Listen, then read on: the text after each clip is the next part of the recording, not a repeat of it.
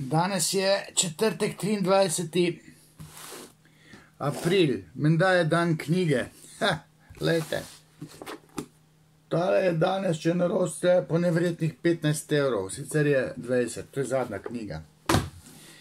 Prvi spol, ženske ste prvi spol, ne pozab. Tole pa moj na grmadi zažgan doktorat, no. Sicer bi bil krajši, to je 360 strani. 19 let nazaj sem jaz tole napisal, pošla je to, par let nazaj že. Če bom imel denar, mogoče grem kdaj v ponatis. Šport sem interpretiral skozi psihoanalizo, ne. Zdaj to kakšni difovci ne morejo brati, ne, tole 10 strani naprej, 5 nazaj, pa 4 mesece berejo, pa je premalo. Nič ne razumejo, ko pišem. Ampak v teh korona časih, karantena pa tako, malo se zdaj sproščajo ti ukrepi, ne, zdaj se da malo športati.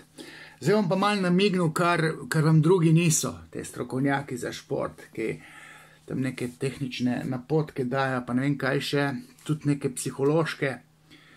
Jaz bom pa takole rekel, zdaj je naša psiha malo razštelana, ne, imamo ogromne probleme.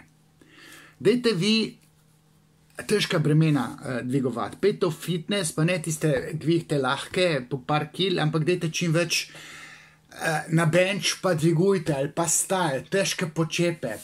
Dvigovanje težkih bremen ima simbolno strukturo. To zdaj paše vaši psihi, ker mi imamo zdaj ogromno enih problemov.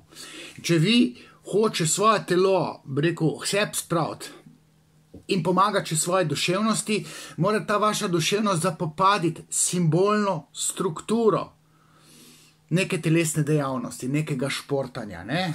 Ravno o tem sem pisal v tej knjigi Šport skozi psihoanalizo. Dvigovanje težkih bremen je načeloma na kožo pisano tistim, ki imajo težke grehe tudi, recimo, težke življenjske probleme.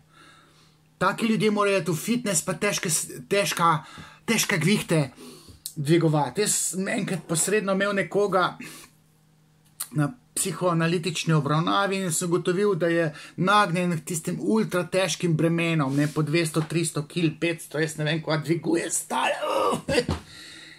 Pa sem jaz videl, da ima ene hude grehe iz svojega najstniškega obdobja, ker je svojo sestro spolno zlorabljal, ne, in ne more s tem živeti. In zdaj, bi rekel, po 40-ih, ali koliko je star, dviguje težka bremena. Zdaj imamo mi, bi rekel, težke stvari pred sabo. Če se čete rekreirati, dajte se drugače rekreirati, kot ste se. Težka bremena so za težke probleme in to vam psihično koristi. Dobro se boste počutili, če boste ene par minut ali pa uro, dve gvihtali s težkimi bremeni. Tudi svoje telo dvigniti, ne, je težko tam ene zgibe delati. Jaz sem jih včasih 30 naredil, zdaj pa ne vem, če si jih še s tem svojimi 110 kilami. Ampak jaz raj kolesarim, ne, kolesarjenje, ampak kolesariti je treba, bi rekel, v ohrib, ne po ravnem bežati od problema, ne, čutiš veter v laseh, ne, bežiš pred tečno babo, ali ne vem, pred čem.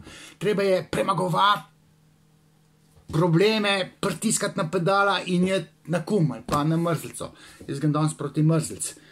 V času korona križe, ne vem, koliko to 2 meseca traja, sem bil 20krat že tam blizu mrzlice, to je tam čez 1000 metrov, ne. Jaz vem, da se je treba matrati, treba opraviti pot. Kolesarjenje, ciklična športna panoga je tudi tek, tudi hoja, ampak ne hoja ali pa tek tam na nekem stadionu, treba je opraviti razdaljo. Tek, hoja ima simbolno strukturo. Tečeš k cilju, ne, opraviš neko pot, tvoje nezavedno to zapopade in ti psihično paše, če 10 kilometrov pretečeš, ne. Najbolje je, da to opraviš eno dolgo pot. Če si zaciklan tam v enem krogu, ki ga 10krat odtečeš ali pa 20krat, to ni ta prava rekreacija, treba je opraviti pot. Tudi če hodite, dajte eno krožno pot na en visok hrib, pridete do cilja in potem lepo nazaj. Dolga pot mora biti opravljena, ker zdaj rabimo neko motivacijo za daljše naprezanje. Zdaj, če ste doma, zdaj neka telovadba, ok, sej paše, ali pa koristi. Jaz bom rekel, dajte delati na gibljivosti. Namreč gibljivost ima tudi simbolno strukturo. Jaz sem bil svoj čas en najbolj gibljivih gimnastičarjev še v Jugoslaviji. To ni da ni, kako sem bil gibljiv, ker sem bil takrat prilagodljiv. Če ste vi prilagodljivi vsakršni situaciji, zdaj se bo treba prilagoditi, morate biti gibljivi, ne?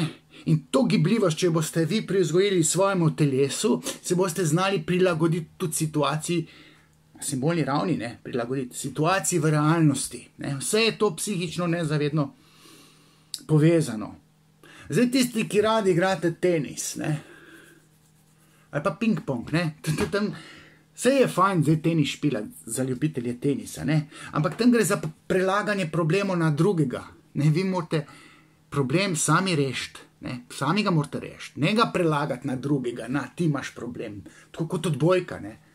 Čeprav odbojka ima zdaj pa neko sodelovanje, kolektivne športne panoge, ko bo kriza popolnoma mimo ali pa ta karantena, ko se bo kolektivne športe zopet prakticiralo, so kolektivni športi dobrodošli, ker bo kriza taka, da bomo morali kolektivno sodelovati, če bomo želeli premagati to krizo, ki bo sledila. Ker tole korona kriza, ta karantena, to je takole. Glejte, v Sloveniji bo 500 000 ljudi brezposelnih, to ne vem, kaj bomo jedli.